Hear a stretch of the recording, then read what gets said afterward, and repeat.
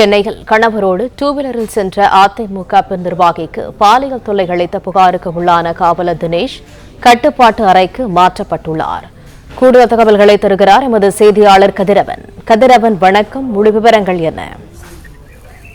சென்னை ஓட்டேரி பகுதியில கணவரோடு இருசக்கர வாகனத்தில் சென்ற அதிமுக பெண் நிர்வாகிக்கு முத்தம் கொடுத்து ஆபாச செய்தி காட்டியதாக கொடுக்கப்பட்ட புகாரின் அடிப்படையில குற்றம் சாட்டப்பட்ட காவலர் தினேஷ் தற்போது காவல் கட்டுப்பாட்டு அறைக்கு மாற்றப்பட்டிருப்பதாகவும் உதவி ஆணையர் தலைமையிலான போலீசார் விசாரணை நடத்தி வருவதாகவும் உரிய நடவடிக்கைகள் எடுக்கப்படும் என்றும் காவல்துறை தரப்புல தெரிவிக்கப்பட்டிருக்கிறது.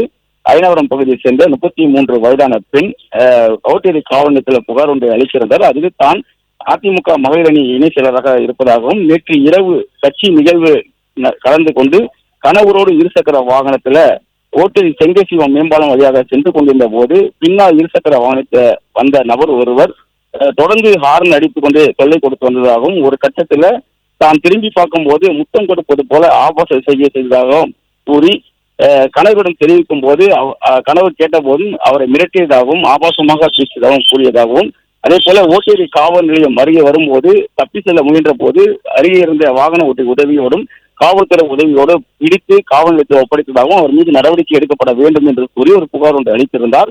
மேலும் விசாரணைகளில் அந்த நபர் ஓட்டேரி காவல் நிலையத்தில் குற்றப்பிரிவு காவலராக பணியாற்றிய தினேஷ் என்பதும் தெரிய வந்தது. அந்த பெண்ணின் கணவர் அந்த காவலரை காவல் நிலைய வளாகத்திற்குள் தாக்கக்கூடிய காட்சிகளும் அதே போல காவலர் அந்த மத்தியில் இருக்கக்கூடிய அந்த காவலரை பிடித்து காவல் நிலையத்துக்கு அழைத்து செல்லக்கூடிய காட்சிகளும் வெளியானது. இது குறித்து எழுத்துப்பூர்வமாகவும் புகார் அளித்திருக்கக்கூடிய நிலையில போலீசார் குற்றம் சாட்டப்பட்ட அந்த தினேஷ் மீது நடவடிக்கை எடுக்கும் வகையில காவல் கட்டுப்பாட்டு அறைக்கு மாற்றம் செய்யப்பட்டிருப்பதாகவும் உதவி ஆணையர் தலைமையில் விசாரணை நடத்தி விசாரணைக்கு பிறகு உரிய நடவடிக்கை எடுக்க இருப்பதாகவும் உயர் அதிகாரிகள் தற்போது தகவல் தெரிவித்திருக்கிறார்கள்.